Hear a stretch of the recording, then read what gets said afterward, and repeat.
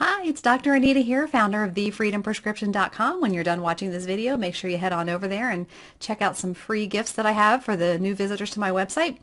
Today I want to talk to you about something interesting, and it's a topic that I talk about a lot. So it's going to sound repetitive, but I'm going to put a different twist on it. So in case you haven't quite gotten the message or you haven't quite figured out how to wean yourself away from electronic devices, you're going to get another little lecture, I suppose, for lack of a better word. But I want you to understand, though, that this is something that I struggle with too, even though I'm probably better at it than a lot of other people, because I create my environment to make sure that I'm not going to be pulled away by random things that come across my phone, for instance. I keep my phone in a completely different floor of the house than my office is on, for instance.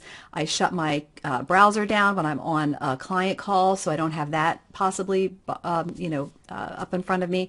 I really make sure I create my environment to make sure that I can focus, and you need to do that too. So here's what started my idea for this video today. I purchased this nifty smart watch that coordinates with my smartphone, and it's actually a lot of fun. I kind of thought, oh, is this what am I going to do with this? But anyway, it's actually a lot of fun. And what it does is it allows me to get notification if someone has texted me. So since I just told you what I do with my cell phone's on a totally different floor of my house than my office. So I have no idea when people text message me, if they're trying to reach me on my cell phone. This is why I always tell people, I'll give you my cell phone number, but it's not a good way, a reliable way to get in contact with me.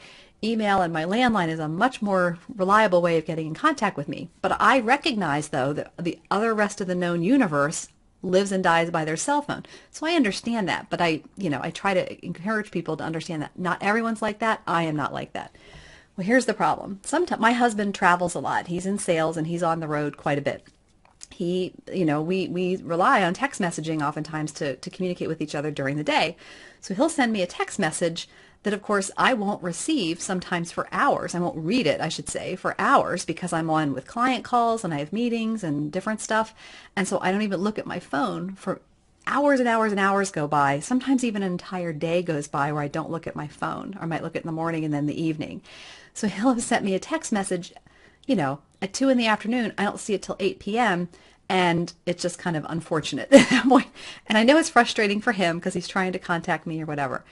So with this smartwatch now, I get notification when there is a text message that came in. So I can actually just look at my phone and see, oh, someone has messaged me, and I can see who it is. I can even read the text message, and I can send off a quick response, just a very short letter response to let him know that I have received it. So it's great. It's actually been it's been helpful for that perspective, just in the household stuff and making sure that my husband can contact me and he knows that he has gotten my attention when he's trying to send me a message. But in the course of having this conversation with my husband, we were just talking about how much the smartwatch, has changed things. We were just talking about how frustrating it can be sometimes when you're trying really hard to get in contact with someone, like you're sending them a text message. And in this day and age, we expect that people will respond to text messages within 30 seconds or a minute. I mean, if you go longer than that, people start to wonder what's wrong. And then you send a text message and you don't hear back right away, there's a level of anxiety and uncertainty that starts to rise because you're waiting to hear the response that you need from this other person. So you're now in this waiting mode, and the more people wait, the more anxious we get, the more uptight or more tension is produced when we're waiting for a response. I'd like to remind everyone of a certain age, over the age of 40 certainly. And for you younger people, I want you to understand this. It's going to sound really old-fashioned and very scary, but it used to be back in the day. We would have to pick up a landline phone that was physically connected to the base. We'd have to dial using a rotary dial. We would call someone who may or may not have even had an answering machine.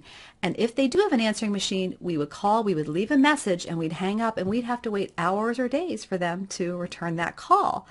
Or if they did not have an answering machine, they just never answered, obviously. And if they weren't home, we just had to keep calling back. And what happened was we developed a lot of patience. You had to have patience, and there wasn't this level of anxiety because people were not responding to you the moment you want their response. Now what's happened is everyone is so anxious all the time because we're constantly sending out information and expecting to receive information very, very quickly. When that doesn't happen, we get a little bit nervous. So then your brain now shifts into a mode where it's trying to search, it's trying to figure out what to do next. So you send out a text, you haven't gotten any information back yet. Now it's like you don't know what to do with yourself because you kind of think to yourself, whether it's accurate or not, that you can't move forward, you can't do anything until you get a response to this text message. That may or may not be true. Sometimes we think that that's the case, but it really isn't.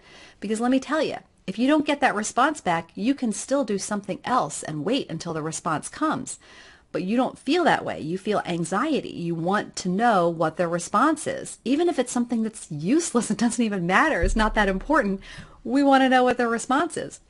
So your brain now is in this almost like expansive mode. Now your brain's trying to think, well, what should I do? Where should I focus my attention? You are at this point extremely vulnerable to not getting your biggest goals and objectives accomplished because now you've just opened your mind up to be susceptible to anything that comes across your attention.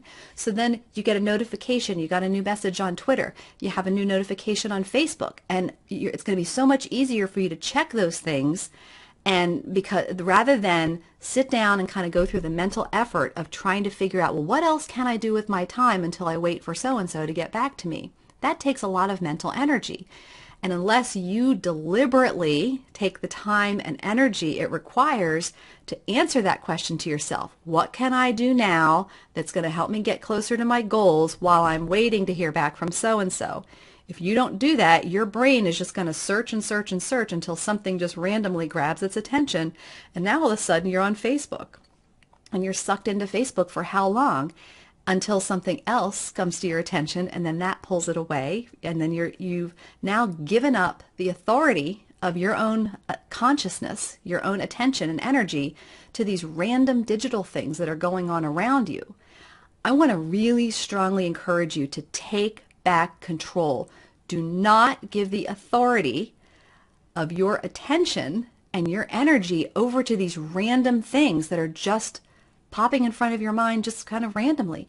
That is not the way to get things done. You want to change your life by achieving some really important goals. You're going to change the life of your family for generations to come, possibly, once you achieve your goals. Why in the world would you allow random things to dictate what you're going to do with your time? Don't do that anymore. Really develop a sense of patience and control about where you're putting your time, attention, and energy. Do not let your phone rule your life. You are now becoming a slave to your phone.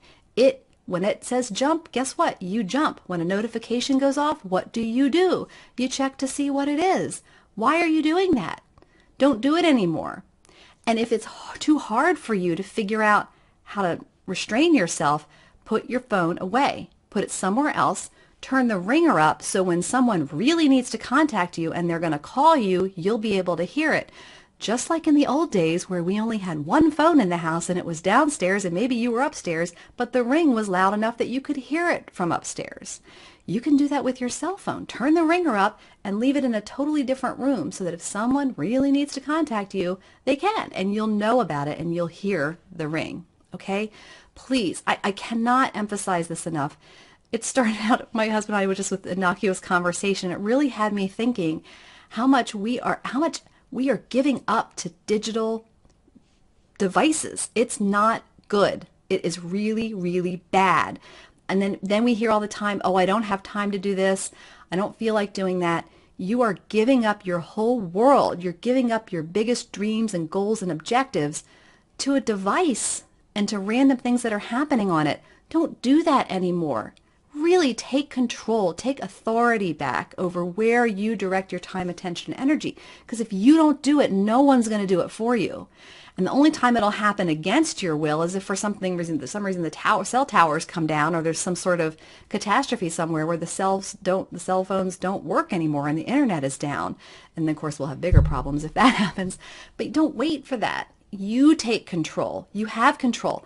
It won't feel comfortable, okay? You're going to feel a lot of tension and anxiety being deprived of this constant stimulation, but I promise you, if you stick with it, even over the span of just 1 week, you're going to notice that your ability to focus and concentrate is going to be so much better than it was even a week before.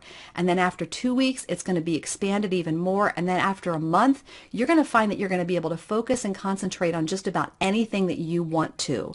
I promise, but you have to work at it. It's not going to happen in a half an hour. It's not even going to happen in a day.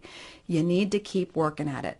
So I'm sorry to get into lecture mode and to be so emphatic about this, but it bothers me because I hear so many people saying, oh, it's too hard to work on my business. It's too hard to achieve this goal. It's too hard to stick to a good eating plan. It's too hard to do this, that, the other thing. No, it's not. What's hard is keeping your attention from going to the internet. That's what's hard, okay? If you control that, guess what? You're going to have an enormous amount of time, attention, energy to devote to the things that really are going to make a significant difference in your life. Please start now. Okay, make sure you share this. Make sure you like it on Facebook. Give it a thumbs up on YouTube. Share it on Google+, and please share it on Twitter, because people need to know this information. They need to hear this message. They're wasting too much time. There's big, big plans to be achieved, and they're not going to happen as long as you voluntarily give up your attention to these electronic devices. Okay? So get to it.